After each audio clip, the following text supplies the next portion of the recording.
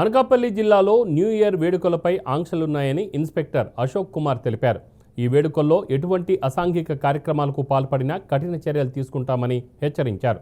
ప్రజలందరూ ఆనందోత్సవాలతో వేడుకలు జరుపుకోవాలని తెలియజేశారు. ఎలాంటి ఉద్రిక్త పరిస్థితులు చోటు చేసుకోకుండా రక్షణ కల్పిస్తామని అశోక్ కుమార్ సూచించారు.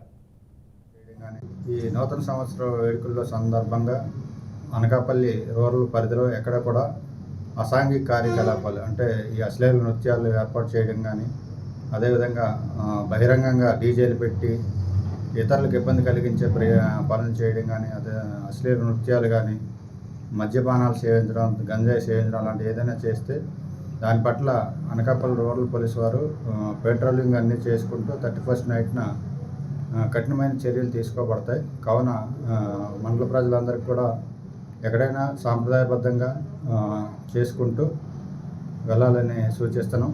అది కాకుండా ఈ కుర్రవాళ్ళు ఎక్కువగా